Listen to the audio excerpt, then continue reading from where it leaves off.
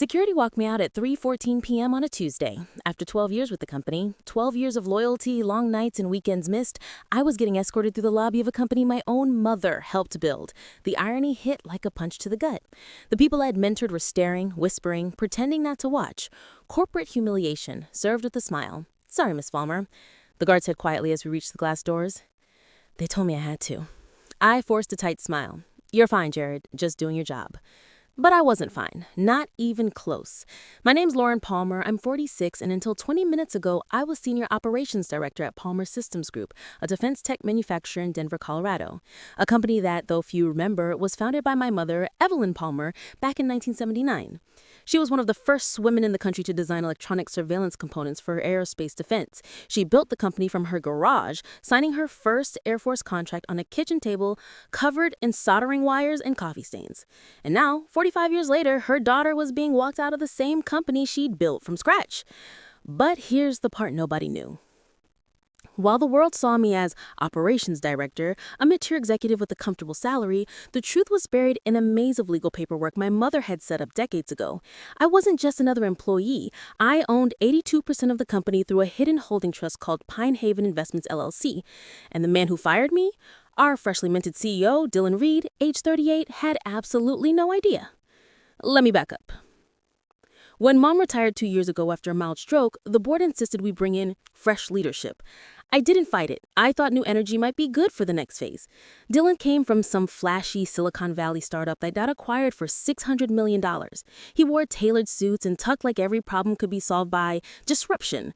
At first, I wanted to believe in him. He spoke well, charmed investors, and the board adored him. But within months, the warning signs were obvious. His first week, he moved my department out of the main executive wing, saying the engineers needed a more creative workspace.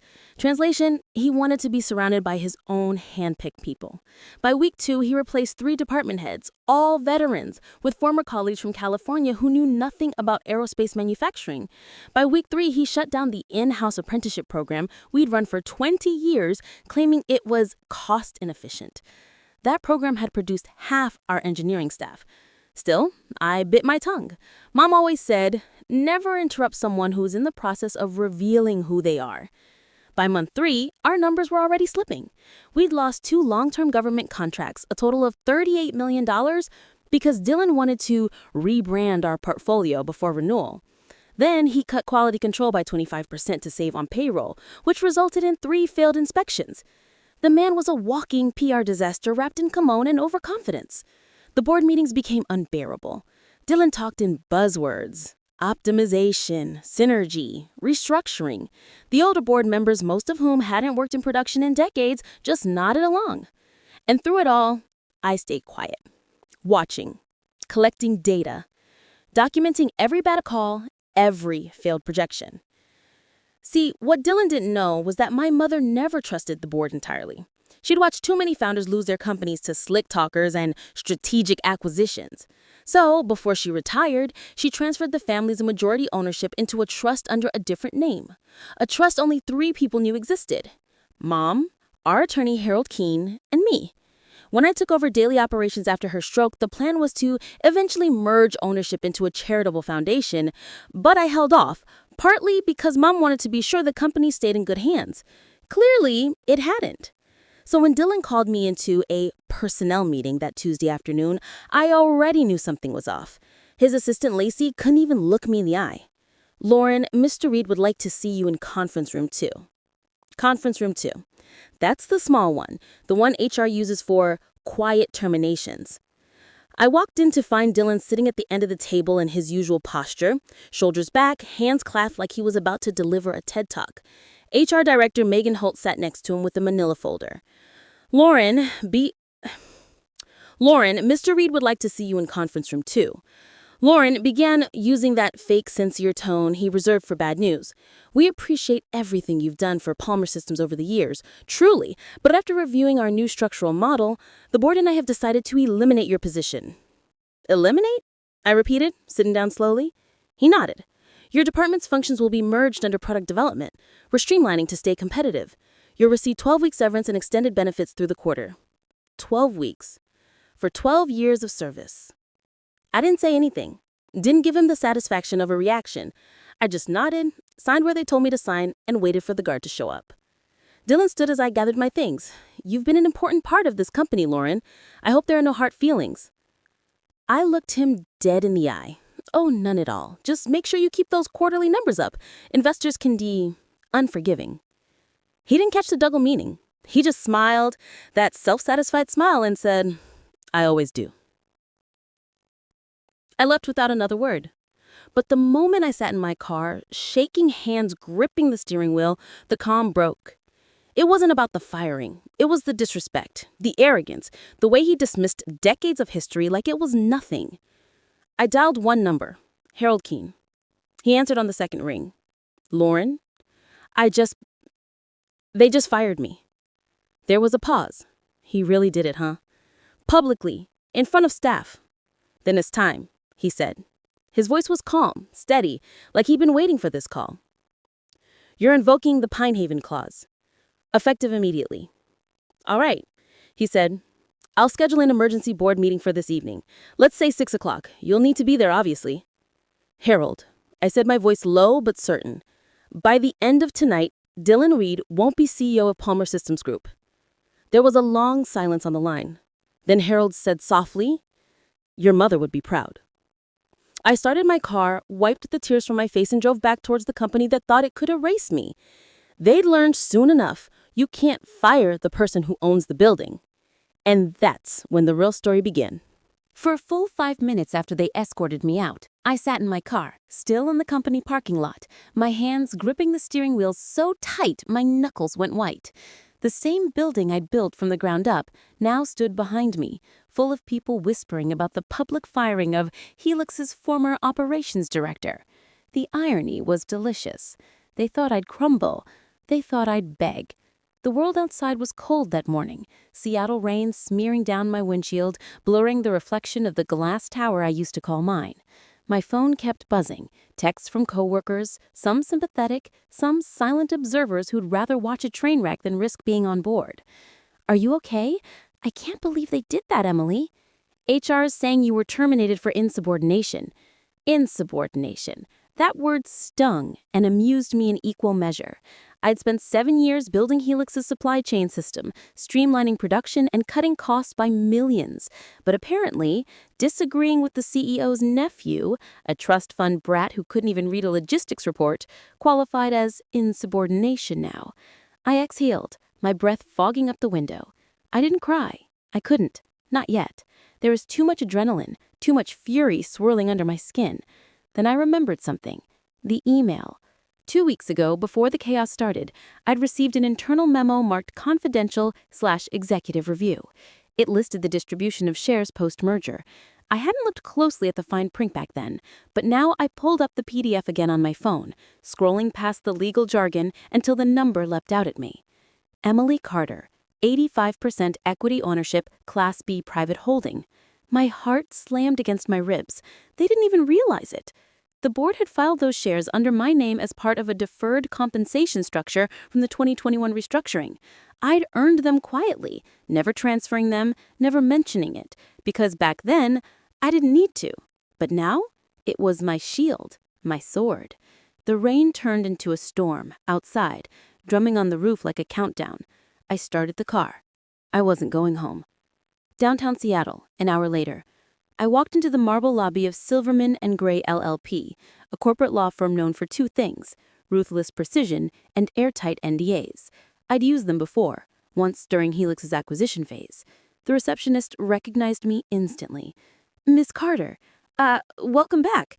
Do you have an appointment?" "No," I said calmly, brushing raindrops from my trench coat. "But tell Daniel Gray that Emily Carter is here, and she needs 5 minutes. He'll make time." And he did. Daniel met me in the hallway, his tailored suit as immaculate as ever. "Emily, it's been a while. I heard something happened this morning." "Oh, something did," I replied, smiling faintly. "But that's not why I'm here. I need to confirm a few things about my equity holdings in Helix Dynamics." He led me to his office. We went through the documents one by one. Daniel's eyes widened slightly as he reached the signature page. "Emily, this is significant. You realize what this means, right? I do, I said, my voice steady. It means I wasn't fired from my company. My employees just fired themselves. He chuckled softly. You always did have a flair for the dramatic. I leaned forward. I want to call an emergency shareholder meeting, quietly, and I want every board member present, especially Richard. Richard Ellis, CEO. The man who'd humiliated me publicly in the conference room that morning, his smug smirk still burning to my mind. Consider it done, Daniel said, but Emily, what's your endgame? I hesitated. Justice. And a little fun. That night, I sat in my apartment, the city lights flickering through the rain-streaked window. The silence felt different now. Not lonely, strategic. I opened my laptop and drafted an email. To Richard Ellis / Board of Directors. Subject: Notice of Shareholder Meeting. Confidential. Gentlemen, as majority shareholder of Helix Dynamics, I'm calling an emergency board session for Thursday, 9 a.m. Attendance is mandatory. Regards, Emily Carter. I hit send. Seconds later, my phone buzzed again, this time from an unknown number. Unknown. You're making a mistake, Emily. Walk away before it's too late. My pulse spiked. I stared at the message, jaw tightening. Whoever it was, they knew. Maybe Richard, maybe someone in legal, maybe both. I typed back, Emily, you should have thought about that before you crossed me. Then I blocked the number. By Thursday morning, the company was buzzing like a hornet's nest. When I walked through the glass doors, heads turned. Some gasped, some looked away, but I didn't flinch. I wasn't the desperate employee they'd thrown out. I was the majority owner, walking into my building. The conference room was full. Richard at the head of the table, his tie slightly loosened, face red with barely contained anger. Emily, he said through gritted teeth, what is the meaning of this circus? I placed my folder on the table and met his glare. It's not a circus, Richard. It's business. And you're about to learn how ownership actually works. The silence that followed was electric. Daniel Gray stepped forward and laid out the documentation. Official, notarized, undeniable. Each board member's face changed as the truth hit them. 85%. The same people who'd applauded my termination 3 days ago were now pale and speechless. Richard swallowed hard, his voice breaking. This can't be right. There must be a mistake. I smiled. A slow, deliberate smile. The only mistake was thinking you could erase me. I leaned closer, lowering my voice just enough for him to hear. You fired me publicly, Richard. Now it's my turn to make things official. And as the shock rippled around the room, I clicked the remote in my hand, the projector flickered on, displaying the first slide of my next move. The headline read, Helix Dynamics, New Leadership Transition Plan. The boardroom fell silent again. The game had just begun. The air inside the boardroom could have been sliced with a scalpel. You could feel the fear vibrating off them, though they tried to hide it behind fake professionalism. The same men who'd smirked while I was escorted out days ago were now staring at the projector like it had grown fangs. I clicked the next slide. Effective immediately, Helix Dynamics will undergo a full executive restructuring. Richard's voice cracked first. Emily, this isn't how things are done. You can't just... Actually, I interrupted softly, I can, and I just did. Daniel, my attorney, stood behind me with his hands clasped. His tone was almost amused when he added, under Section 4.2 of the Shareholder Agreement, Ms. Carter has full authority to restructure leadership, appoint new officers, and suspend board privileges as she deems necessary. The room went still. I turned to the board. When I was fired, you all applauded. You thought it was justice. What you didn't know was that I owned everything you were clapping for. So consider this my applause in return. Richard slammed a hand on the table. This is personal vendetta. Personal? I tilted my head. You called me insubordinate because I questioned a financial deal that risked the company's assets. You used your nephew to push an acquisition that wasn't even legal. That's not personal, Richard. That's corruption. His face turned crimson. You can't prove... Oh, but I can. I reached into my folder, pulling out a USB drive.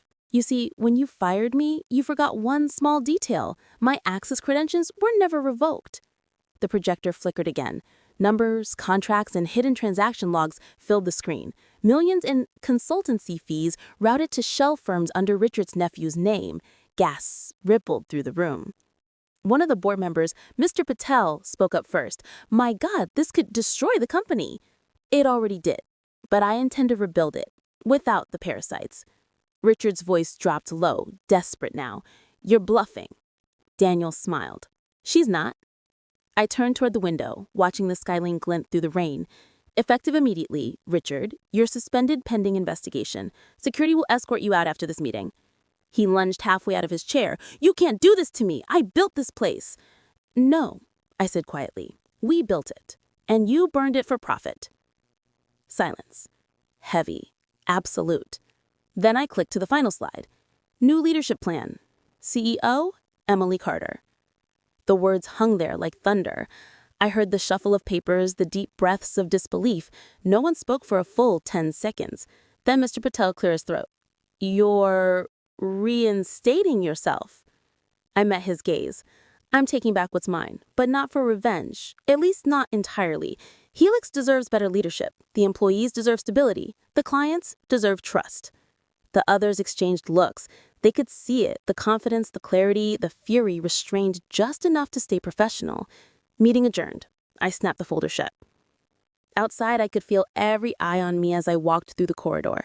The same HR manager who'd handed me my termination letter stood frozen, clutching a file. Good morning, Jenna, I said smoothly. Would you schedule a company-wide meeting at noon? I have a few announcements to make. Her lips parted, words dying before they could form. She nodded quickly and hurried off. In the elevator, Daniel turned to me. That was surgical. Not enough. Not yet. He smiled faintly. You're not satisfied with just taking your company back? I met his reflection in the mirrored wall. I don't just want it back. I want everyone who betrayed me to remember exactly why firing me was the biggest mistake of their careers. By noon, the entire staff was gathered in the atrium, a glass-walled space that overlooked the city. The last time I'd stood there, Richard was the one on stage, smiling for the cameras while I stood in the corner, invisible. This time, I took center stage. Good afternoon. I began, my voice echoing through the PA system. I'm sure most of you heard about my abrupt departure last week. Let's just say things have changed. A low murmur swept through the crowd. As of this morning, I've resumed my position as CEO of Helix Dynamics. The company remains privately held, and yes, I smiled faintly, the rumors about majority ownership are true. Gas. A few, oh my gods. I'm aware of what's been going on behind closed doors. The fraud, the favoritism, the manipulation.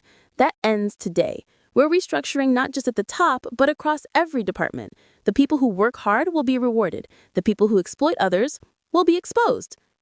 The applause that followed was hesitant at first, then thunderous. It wasn't for me. It was for the justice they didn't expect to see. As I stepped off the stage, my phone buzzed again. Another unknown number. Unknown. You think you've won. You don't know who you're really dealing with. I froze mid-step, staring at the message. Daniel noticed the change in my face. Something wrong? I locked the screen. Nothing I can't handle. But inside, I felt a chill crawl down my spine. Someone else was pulling strings, and Richard wasn't the only one hiding secrets. The war wasn't over. It was just beginning. I didn't sleep that night. Not a second. Seattle's skyline blinked through my apartment window like a restless heartbeat, and I sat on my couch with my laptop open, reading that anonymous message over and over again. You think you've won. You don't know who you're really dealing with. At first, I thought it was Richard, some pathetic attempt at intimidation after his humiliating exit, but the number was encrypted through a secure relay. Too sophisticated for him. Whoever sent it knew things, and that meant one thing. Someone else had been watching long before this all began. By morning, I was back in my office, the same corner space they'd stripped my nameplate from just a week earlier. Now it gleamed again. Emily Carter, Chief Executive Officer. Jenna from HR stopped by, nervously holding a folder. Morning, Miss Carter. I thought you should know something. Richard's nephew, Mason, emptied his desk last night, but IT says he downloaded over 200 gigabytes of company files before he left. My stomach tightened. What kind of files? She swallowed. Financials, shareholder agreements, some encrypted ones labeled Helix B. That name again, Helix B. I'd seen it before in the acquisition reports. I always assumed it was a side subsidiary, dormant and insignificant. But if Mason was digging through it, there was more. Jenna, I said, keeping my voice steady, lock down every remote access, freeze any transfers linked to that code name, and get IT to trace that download, now. She nodded quickly and left. I stared out the glass wall overlooking the rain-slick streets. Something told me this wasn't about revenge anymore. It was about something buried deep within Helix itself. At noon, Daniel walked in, a manila folder under his arm. I had my analyst run through the corporate filings you mentioned, he said, taking a seat. And you're right. There's a shell company registered in Delaware, Helix B Holdings LLC. I frowned. What's inside it? He opened the folder. An offshore trust, registered under your name. What? He nodded grimly. It's holding a massive amount of shares, not in Helix Dynamics, but in something called Helix Biosystems, a spin-off. My pulse quickened. That doesn't make sense. I never authorized a spin-off. That's the point. Someone did it under your name. They used your digital signature. I leaned back, breath shallow. So someone forged my identity to create a fake subsidiary under my control? Exactly. And they've been funneling research funds through it for months. Millions. My mind raced. Mason didn't create this. He wasn't smart enough. But he had access someone else might have used. Someone higher up. By evening, I called an emergency meeting with my executive team. Most of them looked uneasy sitting around the polished glass table. The silence was suffocating. Helix B Holdings has been conducting unauthorized transactions under my name. Someone in this building approved those transfers. A ripple of murmurs. I continued. If anyone here knows who's behind it, now's the time to speak up. Nothing. Just the low hum of the air conditioning. Then my CFO, Melanie Ross, a sharp woman with a reputation for precision, spoke up quietly.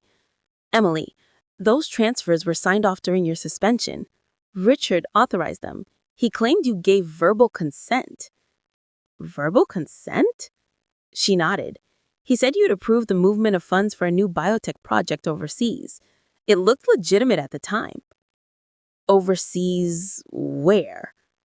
Zurich. My blood ran cold. Richard didn't have connections in Switzerland, but I knew someone who did. Someone I hadn't thought about in years. David Lang, former co-founder, my ex-business partner, the man who walked away 5 years ago after claiming creative differences. But the truth was uglier. He wanted control. When I refused, he disappeared, taking a team of researchers and millions in prototypes. Now I knew where he'd gone. Later that night, I sat in my office alone, the city dark beyond the glass.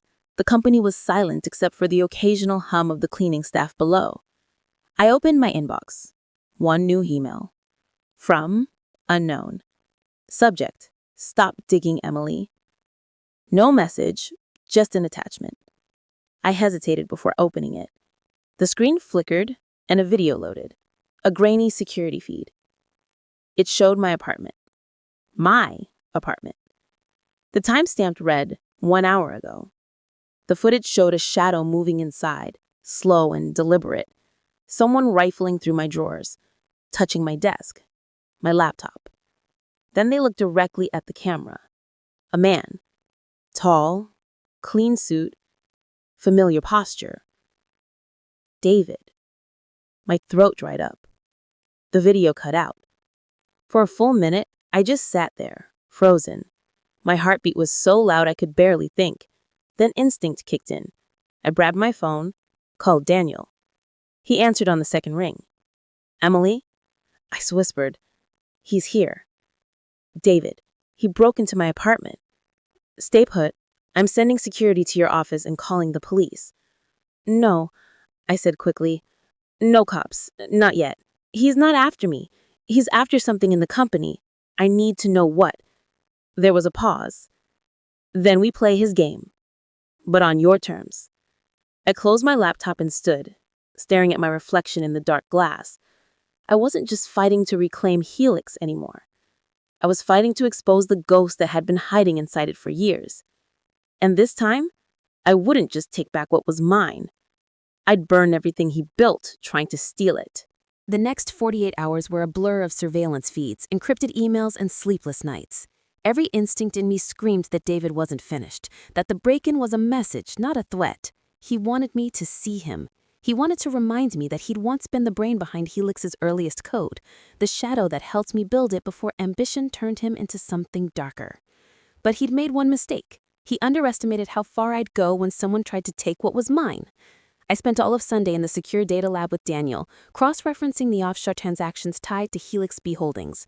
Line by line, the pattern emerged. Small transfers scattered across dummy research accounts, all ending at one final destination, Lang Biosystems AG, Zurich. I stared at the screen. So he used the company's funds to resurrect his own? Daniel nodded grimly. And he's using your forged signature as authorization. He's not just stealing money, Emily. He's setting you up. For a heartbeat, the room went silent, except for the soft buzz of the servers. Then I exhaled, calm, cold. Then we flip it. Monday morning, I walked into Helix's boardroom dressed in charcoal gray instead of black. Symbolic, deliberate. Power doesn't need to shout, it only needs to arrive. I called in my executive team and announced a live-streamed press conference for noon. No one dared question it. Word had already spread about the offshore leaks. Whispers followed me down the hallway, but I ignored them. Let them wonder, let them panic. At 11:58, Daniel handed me a sleek folder. Inside were printed screenshots, notarized financial trails, and an international warrant prepared in partnership with the FBI's Cyber Fraud Division. He said, everything's ready. Once you hit send, the servers push the full dossier to financial regulators and the press simultaneously. I looked up at him. You're sure this will catch him? Oh, it'll do more than that. It'll erase him. The cameras blinked to life. Reporters filled the glass atrium, flashes reflecting off the steel and marble. My pulse pounded, but not from fear, from clarity. Good afternoon, I began, steady. Over the past week, Helix Dynamics has undergone major internal restructuring. During that process, we uncovered evidence of large-scale corporate fraud orchestrated by an external entity using falsified documents under my name. A rustle moved through the crowd. I clicked the remote. Behind me, the projector lit up with David Lang's face, the same security image from my apartment frozen mid-frame. Gasps echoed. I kept talking. This man, David Lang, a former Helix co-founder, has been laundering millions through a shell company called Helix Holdings, siphoning our research assets and attempting to frame Helix's leadership for the losses. Today, that ends. Cameras flashed like lightning. Somewhere in Zurich, I imagined David watching the feed, the same confidence on his face cracking for the first time. As of this moment, Helix Dynamics is cooperating fully with federal authorities. We've frozen every international asset tied to Lang Biosystems and filed a motion to reclaim all intellectual property under our original patents. The final slide appeared behind me. Integrity restored, Helix reclaimed. Applause thundered through the atrium, rolling like a storm breaking open the sky. Employees cheered, some cried. For them, it wasn't just corporate drama, it was survival. For me, it was war won without a single bullet. That night, I was back in my office when Daniel walked in with his phone. He said, "You might want to see this." On the screen, a live news ticker scrolled. Ex-tech founder David Lang arrested in Zurich on fraud and cyber forgery charges. I leaned back, exhaling for what felt like the first time in weeks. They got him. Daniel smiled. Told you he'd underestimate you. I looked out at the rain-washed city, the skyline reflected in the glass, bright, alive, finally mine again. I murmured, he underestimated something worse. He underestimated quiet revenge. The next morning, I addressed my staff for the final time that week. The atrium was calmer now, filled with exhausted but relieved faces. Helix isn't just a company. It's proof that loyalty still matters more than leverage, that truth still outruns greed, and that you don't need to shout to win, you just need to stay standing. They applauded softly. It wasn't the roar of triumph this time. It was respect. As I walked back to my office, Jenna stopped me. "Miss Carter, everyone's saying you could sell your shares and walk away a billionaire. Why stay?" I smiled faintly, because walking away was their language. Staying, that's mine. That evening, as the city lights blinked awake, I poured myself a glass of wine and opened my balcony doors. The air was cold, but it carried a strange peace, the kind that only comes after fire. My phone buzzed once. Unknown. You won. No threats, no warnings, just 2 words. I typed back, "I always do." Then I turned off the phone, set it face down, and watched the skyline settle. Helix was quiet again. So was I. And for the first time in years, both finally belonged to me. Chapter 6. The Final Showdown. The next morning, the air outside Helix Dynamics felt charged, thick with anticipation and silent judgment. Employees stood in clusters, whispering, phones ready to capture what they all sensed was coming. By the time I stepped through the glass doors, David was already there, leaning against the reception desk like he owned the place. He smiled when he saw me, that smug, calculated smile I once mistook for charm. He drawled, "Back again, Emily?" Still clinging to that illusion of control. I didn't respond. Not yet. The sound of my heels against the marble was the only answer I gave. I walked past him toward the boardroom where the rest of the executive team was waiting, half curious, half terrified. Inside, the tension could cut glass. My chair, the CEO's chair, sat empty at the head of the table. David had claimed it last week, believing he'd erased me from the picture. He was wrong. The meeting began with his usual arrogance. "Let's make this quick," he said, sliding a stack of documents across the table.